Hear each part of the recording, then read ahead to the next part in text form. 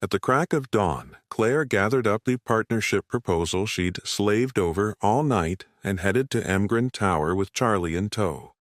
Gazing up at the imposing 100-story skyscraper, the sheer absurdity of her mission crashed over her like a tsunami. How could a juggernaut like Emgren Group ever take the Wilson family seriously? And to waltz in expecting to walk out with a cool $30 million, it was like a panhandler showing up at the chairman's mansion demanding a mega jackpot. Still, a promise was a promise. She'd given her word to Grandma in front of everyone and their mother. Backing out wasn't an option, even if it was a kamikaze run. Charlie picked up on her jangling nerves. He reached out to smooth an errant lock of her hair, his touch soothing. "Relax, you've got this. They'd have to be idiots not to see what an asset you are." Claire managed a strained smile. "From your lips to God's ears. Hang tight, okay? I'll be back." Squaring her shoulders, she sucked in a deep breath and marched through the gleaming doors of Emgren HQ like a soldier hitting the front lines. As she vanished inside, Charlie fished out his cell and fired off a call to Doris. "Hey, Claire just headed up. You know the drill." "Not a problem, Mr. Wade," Doris assured him crisply. "I'll roll out the red carpet. Mrs. Wade will get the deluxe treatment." "Oh, one more thing," Charlie added, his tone sharpening. "What's the deal with Emgren and the Jones crew?" "Ah," Doris didn't miss a beat. "I won't lie, there's major history there. The Joneses are champing at the bit to hop on our new project bandwagon. I've got their pitch sitting on my desk as we speak. But at the end of the day, you're the boss. Where you lead, I follow." Charlie's reply was pure ice. "The Joneses are persona non grata. No way in hell are they getting within sniffing distance of this deal. And if they think there's a future with us, they can keep dreaming. Emgren and the Jones family, game over. Consider it handled," Doris vowed. Meanwhile, Claire approached the reception desk in the cavernous lobby, steeling herself for a hard sell. She wasn't holding her breath that Doris Young, the vice chairman, would even agree to a face-to-face. After a few minutes that felt like a few eternities, a poised young woman in a chic power suit clicked over on mile-high heels. "Miss Claire, I presume? Miss Young is eager to see you. Right this way, please." Claire nodded, puzzled. She was still in line, waiting for her appointment. Why the special treatment all of a sudden? Did Doris know she was coming? But that made zero sense. How would a big shot like Doris even have her on her radar? Claire was stumped, but she wasn't about to look a gift horse in the mouth. Opportunity was knocking, and she was answering. She scurried after the assistant, who ushered her directly into Doris's sprawling office. The moment Claire crossed the threshold, Doris sprang up from behind her gleaming desk with a warm smile.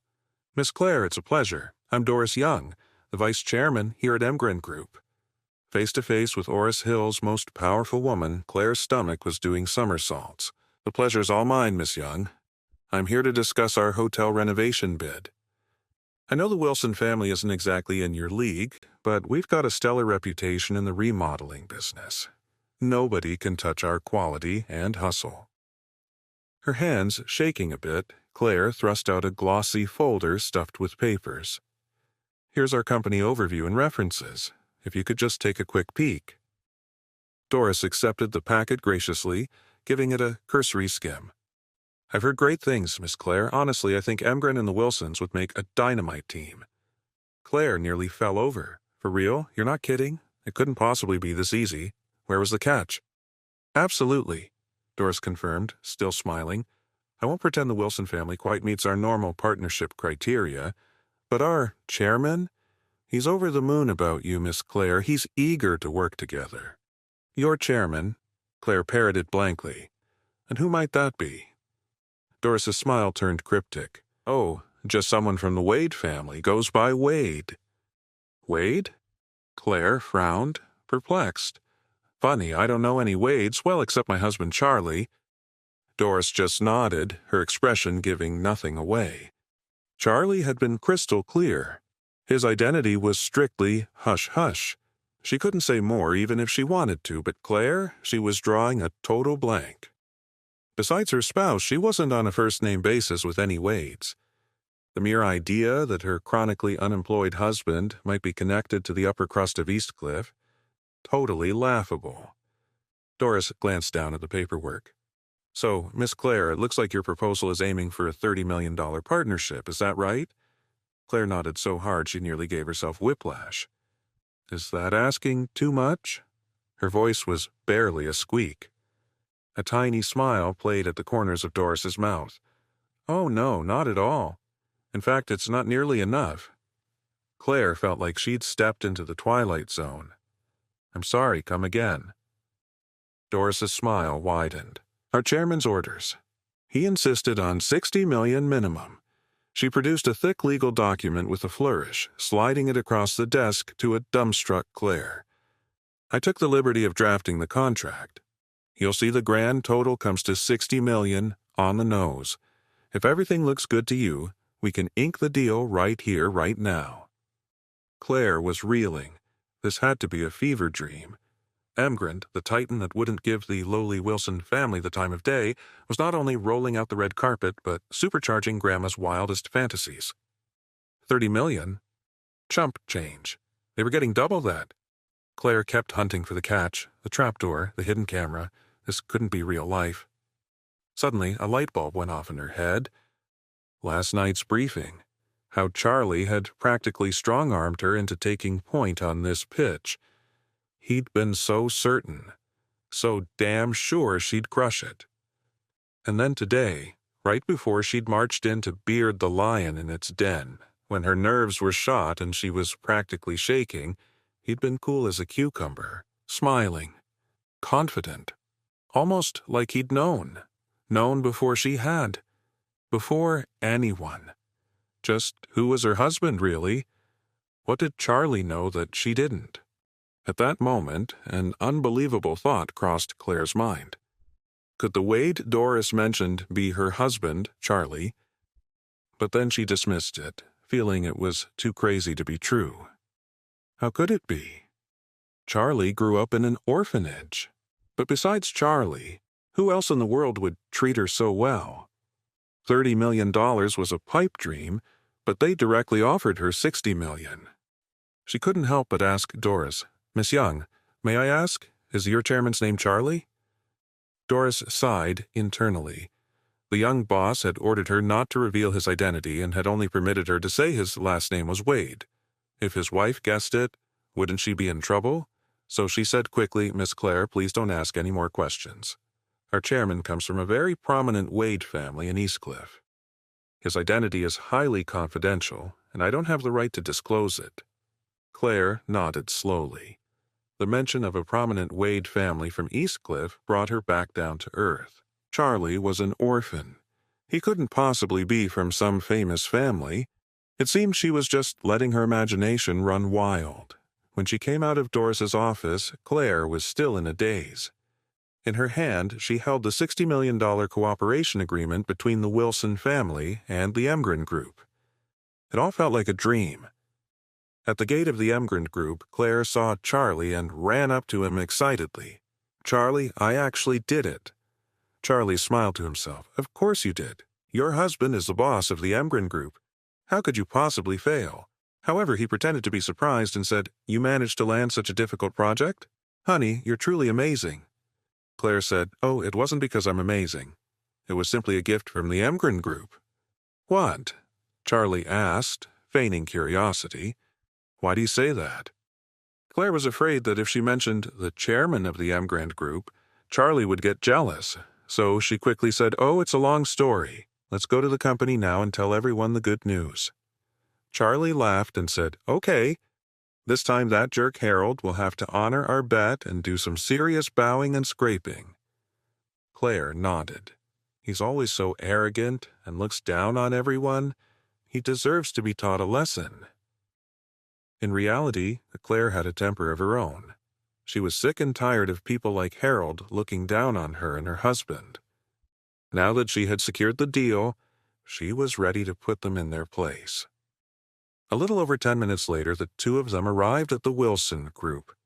In the meeting room, everyone in the Wilson family was looking at them strangely.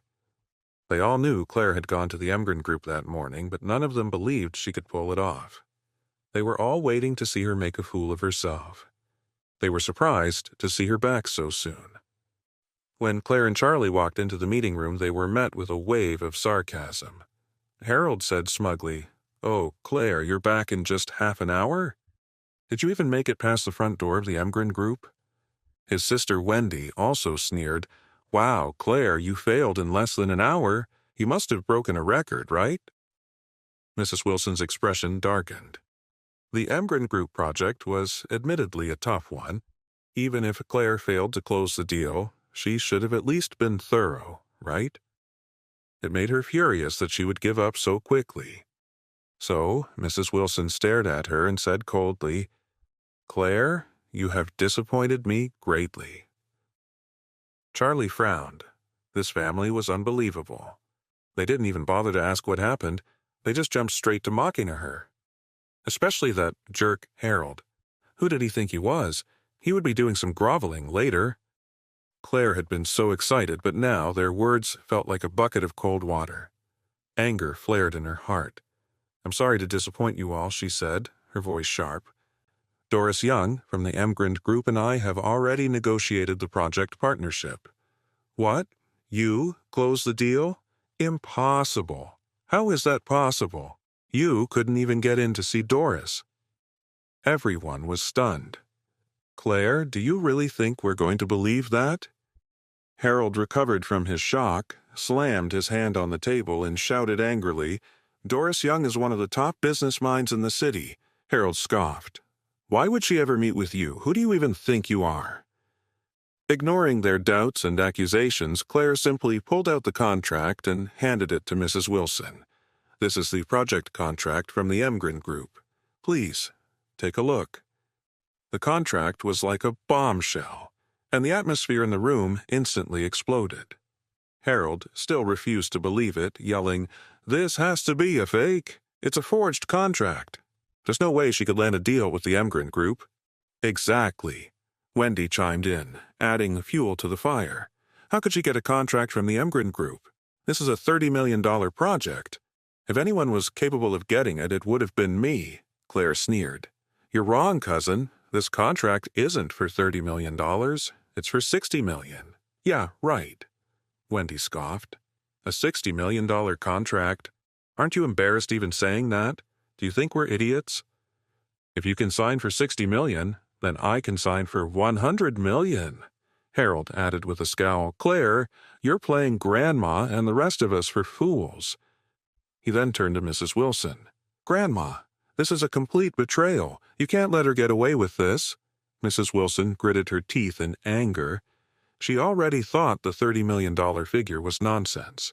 Now, after just half an hour, Claire had come back, claiming she'd signed for $60 million. Was she trying to make a fool of her in front of everyone? Was her position as head of the family just for show? If she couldn't get rid of this shameless girl, how could she possibly maintain her authority? Furious, Mrs. Wilson slammed her hand on the table and shouted, "Claire, go to HR and file your resignation immediately." Claire was stunned. Were these people insane? She showed them the contract. How could they still not believe her? Just then, someone in the room suddenly yelled, "Holy crap! The Emgren Group just released an official statement. The $60 million contract is real." That shout stunned everyone. Immediately, they all pulled out their phones and scrambled to check the Emgren Group's official social media. It was real. The Emgren Group's official account had just posted an update. The post announced that the $2 billion hotel project had signed its first partner. The group's vice chairman, Doris Young, and a representative from Orris Hill's Wilson family, Claire, had signed a $60 million decoration contract. Seeing the headline, everyone went crazy. Claire had actually landed the project, and the amount had doubled. It had only been a little over half an hour. How was that even possible? It made no sense. Harold was floored, and a wave of regret washed over him. Before today, Claire was nothing compared to him in terms of status or identity. If he had just accepted the task yesterday, whether he succeeded or not, he never would have given Claire this chance to steal the spotlight. but he had turned it down because he was afraid of failing. It wasn't just that he refused it. The worst part was that Claire actually did it. It was a total slap in the face. Mrs. Wilson immediately snatched up the contract, reading it carefully, and began to laugh with excitement. Amazing. Just amazing. Claire, you've done a wonderful thing for this family. After a moment, she asked, "How did you do it?" Claire replied, "It's all thanks to Miss Doris. She's very optimistic about our Wilson family." In truth, Claire wanted to tell them what really happened, but she didn't know who the chairman of the Emgren group was, and she figured no one would believe her anyway, so she dropped the idea. Hearing this, Harold felt even sicker to his stomach. He wished the ground would just swallow him whole. So that's why she got the contract. Doris Young actually thinks highly of the Wilson family. That means anyone could have gone. He'd really missed out. Just then, Charlie spoke up. "Harold, do you remember our little bet?" Harold's face twisted up like he'd just eaten something rotten. Of course, he remembered the bet. If he lost, he'd have to get down on his knees and do some serious scraping in front of everyone. Claire had the contract, which meant he'd lost. No way. How could he get down on his knees for this piece of trash? Not a chance, so he gritted his teeth and shot back, "Charlie, who do you think you are? You're just a freeloader who lives in our house and eats our scraps. You really expect me to get on my knees for you?" Charlie replied calmly, "I am just a good-for-nothing, but we made an oath yesterday. If anyone backs out, may their father, mother, and grandparents all drop dead." Charlie deliberately put a heavy emphasis on the words "grandparents all drop dead." Just as he intended, Mrs. Wilson's face instantly turned stone cold. She glared at Harold and asked in a chilling voice, "What was that?" "Are you wishing death on me?" Harold panicked. "Grandma, don't let Charlie trick you," he blurted out. "He's just trying to humiliate me and you." Charlie said calmly, "Harold, stop trying to fool Grandma. Don't forget, you're the one who made that sacred vow. If you back out now, you'll be cursed by God. Are you really going to curse your own grandmother?" Terrified, Harold blurted out, "Grandma, you can't be serious." Mrs. Wilson's face was like ice. "You know I am a devout Christian. You swore an oath before God. How dare you break your promise, Grandma?" Harold pleaded, truly panicking now. He could see that she was furious. Mrs. Wilson saw that Harold was willing to break an oath tied to her very life and death, all just to protect his own pride. Super dumb. She slammed her hand on the table and shouted angrily, "Are you determined to go back on your word? Grandma, Harold froze, his mind racing. If he honored the bet and did his bowing and scraping to Charlie, he'd lose face completely. But if he broke his promise and angered his grandmother, he would lose everything he had in the Wilson family. Thinking of this, even though every fiber of his being was against it, he could only grit his teeth and say, "Okay, I'm willing to do it." Charlie looked at him with a smirk, saying nothing. He just waited for Harold to get on his knees. Harold felt like his legs were filled with lead as he slowly, painstakingly made his way over to Charlie. He was shaking with rage, his teeth clenched, but his legs gave out and he knelt on the ground with a thud. The others in the room quietly pulled out their phones. Harold lowered his head and said in a trembling voice, "I was wrong." After he finished, he bent forward and touched his head to the floor. Charlie said, "What was that? I didn't hear you. Speak up." Swallowing his humiliation, Harold bowed his head again. "I was wrong," Charlie sneered. "Oh, so you were wrong. What exactly were you wrong about?" The desire to kill Charlie was overwhelming, but he still had one more bow to make, so he just gritted his teeth and said, "I was wrong," to doubt Claire's ability. After speaking, he bowed his head to the ground one last time. Charlie felt incredibly satisfied. He couldn't stand Harold, and he seized the opportunity to make him kneel and bow. It felt amazing. Claire watched all of this in astonishment, feeling as if her husband had suddenly become a completely different person. She couldn't quite put her finger on what it was, not right away. But thinking back to the bet her husband made with Harold yesterday, it seemed like he knew all along that he was going to win. Where did he get that kind of confidence? This is only 5% of the story. Full story on Pocket FM app. Click on the link in description, install the app, and get 10 episodes free instantly.